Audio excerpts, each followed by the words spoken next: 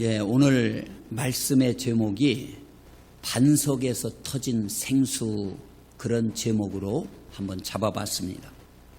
이스라엘 백성들이 르비딤이라는 곳에 장막을 치고, 여기 지도에 보이시지만 저 고센 땅 람셋을 출발해 가지고 숲곳을 거쳐서 쓴 물이 나오는 마라에 갔다가 조금 더 가서 엘림에 이르러서 거기 물샘 12이 있고 이런 곳에 장막을 치고 좀 쉬었던 곳이 엘림입니다. 엘림에서 떠나서 시내산으로 향해 가던 도중에 돕가를 지나서 르비딤이라는 곳, 여기에 이르게 됩니다. 이곳에 장막을 치고 휴식하고 있을 때 백성들이 마실 물이 없어서 갈증에 시달리게 되는 거예요. 그러자 백성들이 동요하고 지도자인 모세를 원망하기 시작합니다. 조금만 어려우면은 옛날이나 지금이나 지도자 원망을 어지간히 합니다. 그리고 그 원망의 도가 점점 강해져서 모세가 돌에 맞을 위기까지 맞이하게 돼요. 백성들이 막 돌을 들어서 모세를 치려고 그런다, 그런 얘기예요. 모세는 어떡합니까? 이런 위기 앞에서 하나님께 엎드려 기도하는 수밖에 없죠. 그래서 부르짖습니다. 그러자 하나님께서 모세에게 명하시는 거예요.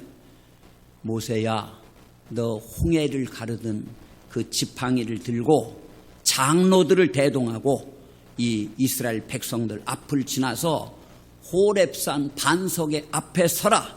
그래서 그 반석을 지팡이로 내리치라 명령을 하시고, 모세가 하나님이 명령하신 그 명령대로 행해서 지팡이로 반석을 땅 치니까 반석이 갈라지면서 이 반석에서 샘물이 솟아나오게 된 줄로 믿습니다.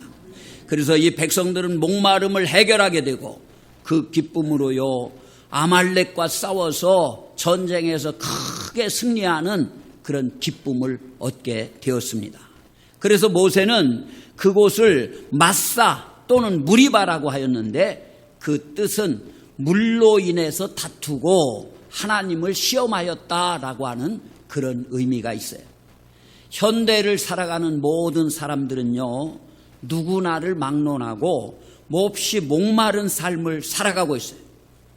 많은 사람들에 둘러싸여 살아가는 것 같지만은 나도 모르게 외롭고, 또 부부가 아침부터 저녁까지 맞벌이를 하면서 부지런히 살아가지만 늘어나는 것은 마이너스 통장에 빚만 들어갑니다.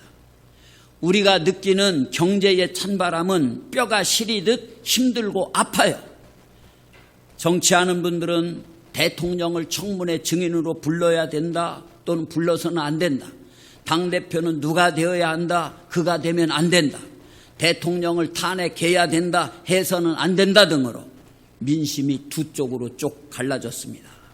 그런데 있는 사람들은 그런 것과는 전혀 개의치 않고 사는 그런 모양이에요.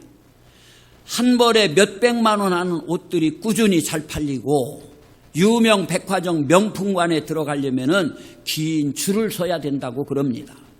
뭔가 잘못돼도 한참 잘못된 그런 세상 속에 우리들이 살고 있다는 그런 느낌이 듭니다. 댐장이의 아들로 태어난 한 청년이 예수를 믿게 돼요. 근데 완전히 미쳤다고 손가락질을 받을 정도로 그렇게 살아갑니다. 17세기 청교도 혁명으로 세상이 시끄러워도 종교와는 담을 쌓고 살던 사람인데 아버지를 이어서 대장장이가 됐어요. 그런데 어느 날 한 처녀와 결혼을 했는데, 이 아내가 가지고 온 그 혼수 물품 중에 아내 방에 그 책이 있어요.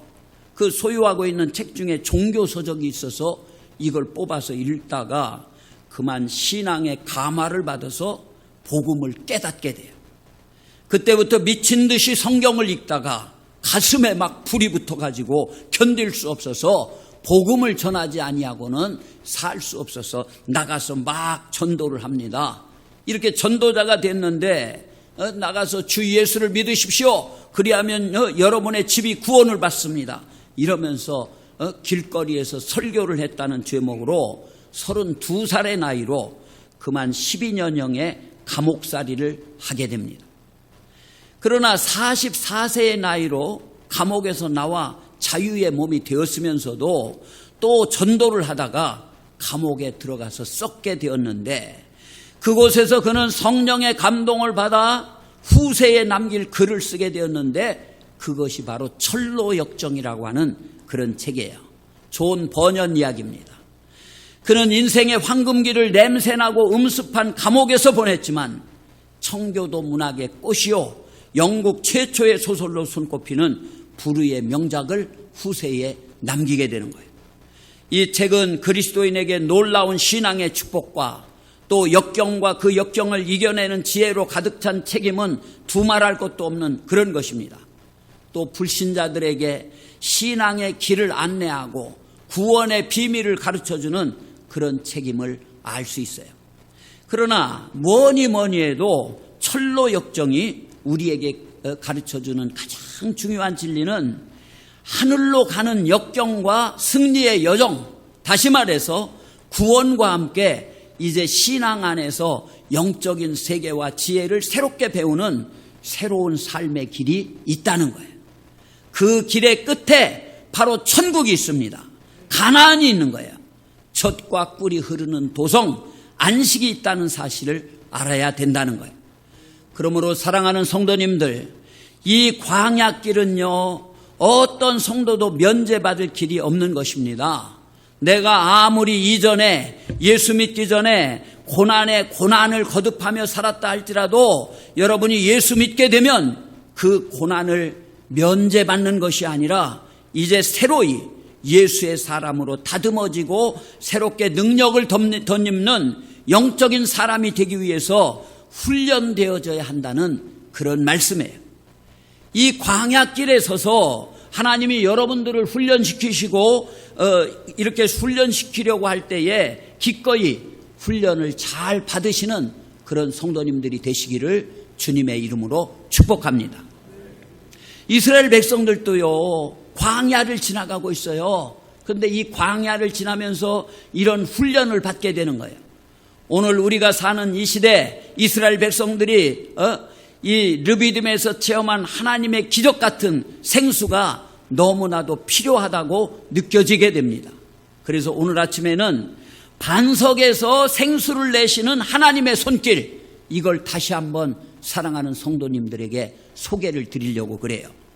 말씀을 들으시고 그대로 행하셔서 여러분 삶의 목마름을 해결하시는 귀한 성도님들이 되시게 되기를 주님의 이름으로 축복합니다. 반석에서 샘물이 터지는 기적의 역사는 그러면 어떤 과정을 통해서 일어났습니까? 제일 첫째는요, 눈과 마음을 한 군데로 모으라고 하나님께서는 말씀하셔요. 반석에서 샘물이 터지는 그런 기적을 맛보려면은 우리들의 눈과 마음을 한 군데로 다 모아라, 이렇게 말씀하시는 거예요. 우리 하나님은요, 어려움에 처해서 부르짖는 이 모세에게 나일강을 치고 홍해를 치던 지팡이를 손에 잡고 장로들을 대동하고 백성 앞을 지나가라, 이렇게 말씀을 하셔요. 오늘 본문 5절 말씀 다시 한번 보시기 바랍니다. 여기 보니까 여호와께서 모세에게 이르시되, 다 같이 시작. 백성 앞을 지나서 이스라엘 장로들을 데리고 나일강을 치던 내 지팡이를 손에 잡고 가라. 목말라 죽겠는데 모세가 장로들을 대동하고 홍해를 가르던 지팡이를 잡고 백성 앞을 걸어갑니다. 백성들이 다 보는 앞에서 이와 같이 지팡이 하나 딱 들고 장로들을 딱 대동하고 그들 앞을 걸어가게 되는 거예요. 그러면 모든 백성들은요, 무슨 일을 하려나 보다 하고 자연스럽게 이 모세와 장로들을 바라볼 것이 아니겠습니까? 떠들던 사람도, 불평하던 사람들도, 목말라서 쭉 늘어져 있던 사람도 모두 이 모세를 비롯한 장로들을 바라보게 될 거예요. 하나님이 그렇게 하라는 것입니다. 왜 그렇게 하라고 말씀하셨습니까? 이것은 이스라엘 백성들의 눈을 한 군데로 집중시키라는 하나님의 명령이십니다. 즉 하나님은요, 놀라운 일을 이루기 위해서 온 백성들의 눈을 믿음의 눈으로 만들어서 한 곳으로 모으라는 거예요. 모세는 하나님의 사람입니다. 그러니 그를 바라보는 것은요, 하나님을 바라보는 거예요. 온 백성이 한 마음이 돼서 모세를 바라보니까 하나님을 바라보는 것이고, 마음과 눈이 집중될 때에 바로 반석에서 생수가 터지는 기적을 이루게 하시는 거예요. 그렇습니다. 우리는요, 우리가 영적인 어려움을 당할 때에 우리 온 가족들이 한 마음이 되고, 온 속회가 하나가 되고, 온 교회가 하나님을 바라보고 우리의 믿음을 집중시켜야 될 줄로 믿습니다. 여기서 흩어지고 저기서 흩어지고 너는 너고 나는 나다 이러면요, 하나님의 기적의 역사를 체험할 수가 없어요. 집중해야 됩니다. 다 하나가 되어야 됩니다. 그 집중되는 믿음 위에 이적과 축복이 만들어지게 되는 줄로 믿습니다. 예루살렘 성전에 그 여러 문이 있는데 미문이라고 하는 아름다운 문이 있었습니다. 그런데 거기에는 태어나면서부터 안진뱅이 된 사람이 구걸을 하고 있었어요. 그때 베드로와 요한이 기도 시간이 돼서 기도하러 예루살렘 성전에 들어가다가 이 사람을 보게 되는 거예요. 그래서 베드로가 그 사람을 도와주려고 보니까 자신이 가진 것이 아무것도 없어요. 그래서 베드로는 요한과 함께 이 안진뱅이에게 주목을 하고 안진뱅이에게 얘기합니다. 사도행전 3장 4절의 말씀에 베드로가 요한과 더불어 주목하여 이르되 우리를 보라 하니 그랬어요. 요한하고 같이 베드로하고 이 안진뱅이를 주목해서 바라보면서 우리를 봐라 그럽니다. 안진뱅이는 무언가를 주는 줄 알고 저들을 주목해서 쳐다보게 되는 거예요. 베드로, 요한, 이 안진뱅이 세 사람의 눈이 하나로 모아졌습니다. 그때 베드로가 외쳐대기 시작하는 거예요. 사도행전 3장 6절에 있는 말씀입니다. 다 같이 한번 읽겠습니다. 시작. 베드로가 이르되 은과 금은 내게 없거니와 내게 있는 이것을 내게 주노니 나사렛 예수 그리스도의 이름으로 일어나 걸으라 하고, 나사렛 예수 그리스도의 이름으로 일어나 걸으라 명령하는 거예요. 그러니까 안진뱅이가 나면서부터 지금 한 40세가 됐는데 걸어보지 못했던 사람이 벌떡 일어나서 걷기도 하고 뛰기도 하면서 하나님을 찬양하면서 성전으로 들어가는 그런 기적이 일어나게 된 줄로 믿습니다. 엘리야가 활동하던 시절 여러분 아시죠? 이때는요, 아합 왕이 통치할 때입니다. 우상 숭배가 만연하던 그런 시절입니다. 바알과 아세라 목상을 다 섬기도록 이렇게 하고 하나님의 선지자들을 붙잡아서 가두고 핍박하던 그런 시절이었어요.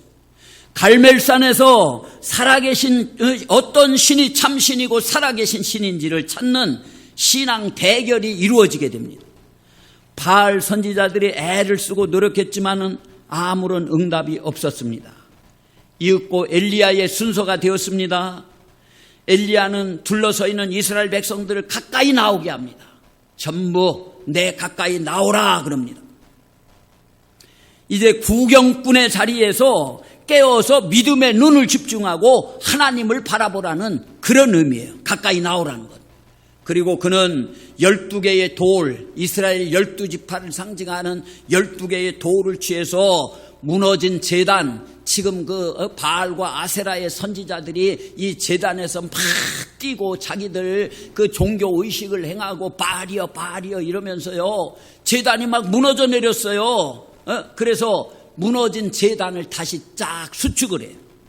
이제는 이 승부의 단이 구경하는 단이 아니라 바로 너희들의 제단이라는 그런 뜻을 그들에게 깨닫게 하는 거예요. 그리고는 네 개의 통을 가지고 이 3년 6개월 동안 지금 가물은 시대입니다. 물 구하기가 얼마나 어려운 시대인지 몰라요. 그런데 저 산 밑에 가가지고 4개의 통에 물을 떠서 3번씩 12통 들어가는 그런 곳에 도랑을 파고 거기다가 물을 부으라고 그래요. 여러분, 불이 내려와서 재물을 태우려면요, 물이 있어서는 안 돼요. 그런데 그 도랑에다가 물을 갖다 채워 넣으라고 그래요. 이 일을 하는 동안에 모든 백성들의 눈은 제단을 바라보게 되는 겁니다. 명령하는 엘리야의 입을 바라보고 그가 손짓하는 손을 바라봅니다. 그리고 그가 무릎을 꿇고 기도하는 절박하고 절실한 모습을 모든 그 자리에 있던 사람들이 바라보게 되는 거예요. 이 집중하는 모습이 능력을 만들어낸 줄로 믿습니다. 하늘에서요, 여호와여 불을 내려 주시옵소서 할 때 하늘에서 불이 내려와 가지고 물에 젖은 제단과 젖은 제물을 태워서 혀로 핥은 것 같이 응답하는 그런 기적이 이루어지게 되었습니다. 사랑하는 성도님들, 오늘 우리 교회의 온 성도들이 그리고 가정의 온 가족이 하나님을 향하여 믿음의 눈을 가지고 집중하여 바라보시길 바랍니다. 그러면 반석에서 생수가 터져 나오듯이 여러분 삶의 목마름이 하나님의 능력으로 다 해갈이 되어서 풍족한 생수가 터져 나오게 될 줄로 믿습니다. 이 명령을 행해서 이 축복을 꼭 누리시게 되기를 주님의 이름으로 축복합니다. 눈과 마음을 다 집중시켰다는 거예요. 두 번째는 뭐냐? 하나님을 대하여 서라 말씀하십니다. 하나님 앞에 서라라는 거예요. 이제 철저하게 살아계신 여호와 하나님 앞에 바로 서라 모세에게 명령하는 거예요. 모세가 백성들 앞을 통과해서 한 반석 앞에 섰습니다. 그때 하나님께서는 그 반석 앞에 선 모세를 대하여 서겠다고 약속하시는 거예요. 너 서면은 내가 내 앞에 너를 대하여 나도 서게 될 거다. 하나님 말씀하시는 거예요. 오늘 6절 말씀 다시 한번 보겠습니다.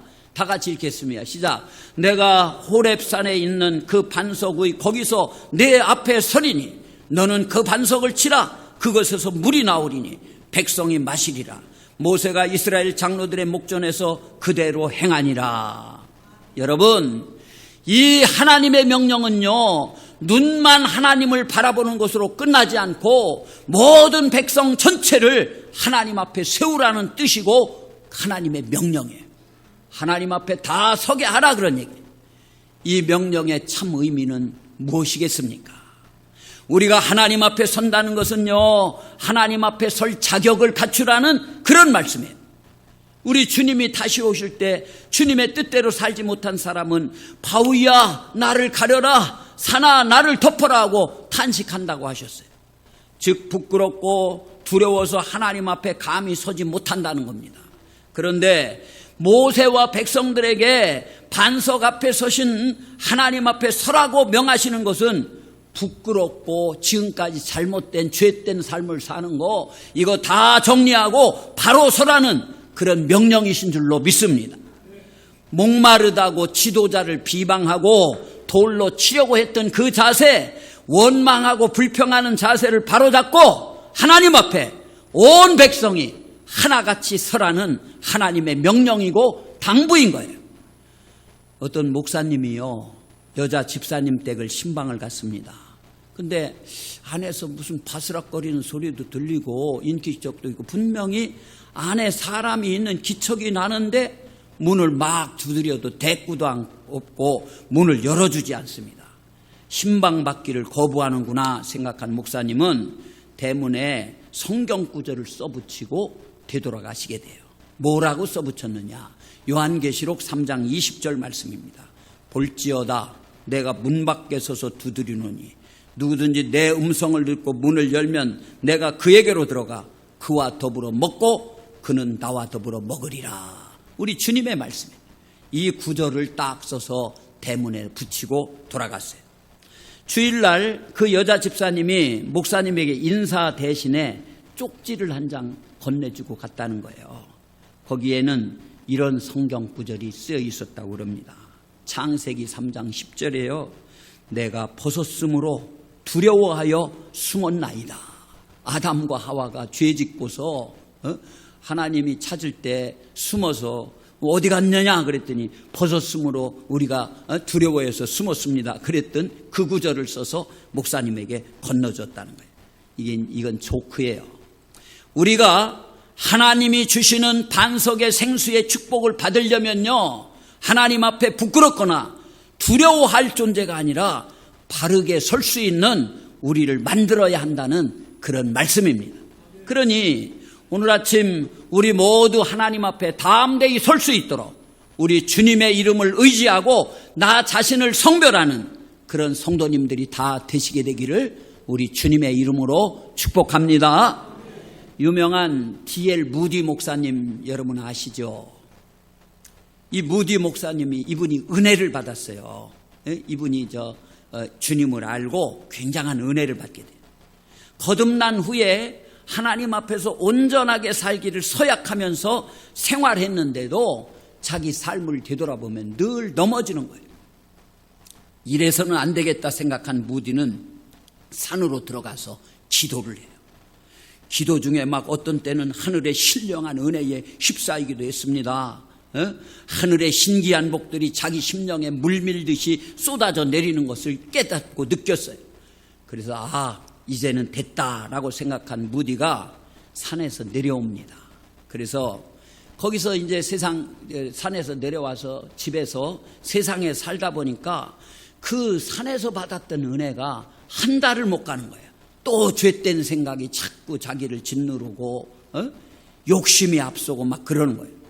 그래서 혼자 힘으로는 안 되는 것인가 보다 이렇게 생각하고 유명한 부흥 목사님으로부터 은혜를 받아야 되겠다 이렇게 생각한 무디는요, 부흥 집회마다 찾아다녔고 어느 날 이 무디는 더 깊은 은혜를 체험하고 결단하게 됩니다. 그래서 그러면 그렇지 내가 이제 이런 귀한 은혜 속에서 승리의 삶을 영위하리라 하고 기뻐해요. 그런데 그렇게 세상에 나와서 산지 2주 만에 비참한 자기를 발견하게 되었고 또 넘어져 있는 자기를 발견하게 됐습니다. 그래서 무디는 낙심을 해요. 절망을 합니다. 그래서 스스로 탄식하기를 나는 화인 맞은 양심을 가졌나 보다. 이렇게 성경에 예수님의 비유 속에 나타난 길가의 마음처럼 믿음의 씨가 자라지 못하는 그런 마음인가 보다. 그러면서 절규를 했다고 그래요. 이렇게 자기 스스로를 저주하며 혐오하던 무디가 어느 날 문득 펴든 성경이 로마서 10장 17절에 있는 말씀이에요. 다 같이 한번 읽어볼까요? 같이 읽겠습니다. 시작. 그러므로 믿음은 들음에서 나고 들음은 그리스도의 말씀으로 말미암았느니라. 그래서요, 이 무디는 그때부터 말씀을 읽기 시작을 해요. 하나님의 말씀을 펼쳐들고, 그리고 무디는 변화되기 시작했습니다. 그리고 전 미국을 뒤바꾼 위대한 설교자요, 자신만 변화된 것이 아니라 남을 변화시키는 생수의 강의 근원이 되었던 거예요. 즉 자신의 성별을 위해서 정말 노력하고 애쓰니까 성령의 도우심을 얻는 은혜를 받게 되고, 그것으로 부족한 것은 하나님의 말씀으로 채워져서 끊임없이 성장하고 생수가 외부에서부터가 아니라 자신 심령 깊은 속에서부터 터져나오는 영적인 삶을 체험하게 된 거예요. 사랑하는 우리 당진 방주의 성도님들, 삶의 목마름에 처하여 계십니까? 목말라. 트럼프가 히딩크가 우리나라 대표 선수를 맡아서 이 경기를 하기 전에 나는 배고프다, I'm hungry 그랬어요. 난 줄여 있다. 뭐에 줄여 있다? 승리에 줄여 있다 그런 거예요. 이번 게임에서도 반드시 이겨야 된다. 그런 얘기. 여러분 목마른 가운데 계십니까? 또 생활의 어려움 가운데 처해 계시는 그런 분들이 있습니까? 남 모르는 고통을 가지고 계시는 그런 성도님들 계십니까? 우리 하나님이 주시는 반석에서 터지는 생수가 절대적으로 필요하신 분들이십니까? 하나님 앞에 담대히 설 수 있는 나 자신으로 끊임없이 성별해서 반석에서 생수가 터져나오는 생수의 복을 꼭 얻으시게 되기를 우리 주님의 이름으로 축복합니다. 세 번째, 마지막입니다. 이 반석에서 샘물이 터지는 과정을 보면요, 눈과 마음을 다 집중을 시키시고 그런 다음에 하나님 앞에 담대히 서게 하고요, 그 다음에 세 번째는 뭐라고 그러느냐, 지팡이로 반석을 치라 명령하시는 거예요.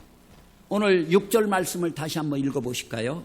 내가 다 같이 시작. 내가 호렙산에 있는 그 반석의 거기서 내 앞에 서리니 너는 그 반석을 치라. 그것에서 물이 나오리니 백성이 마시리라. 모세가 이스라엘 장로들의 목전에서 그대로 행하니라. 딱딱한 바위를 여러분들 지팡이로 친다면, 만일 물이 나오지 않는다면 지팡이가 부러지고 말 거예요.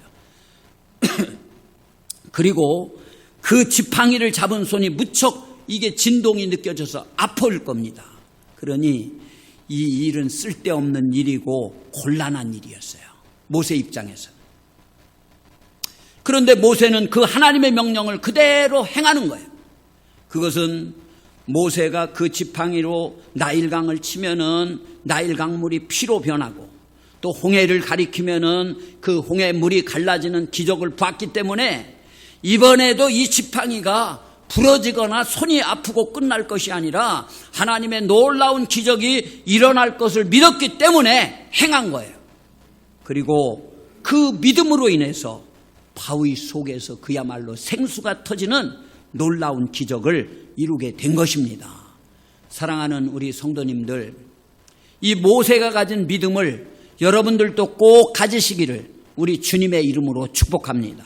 그래서 여러분들 삶을 가로막고 있는 딱딱한 바위에서 하나님의 축복이 쏟아지는 여러분의 가정이 되시기를 우리 주님의 이름으로 축복합니다.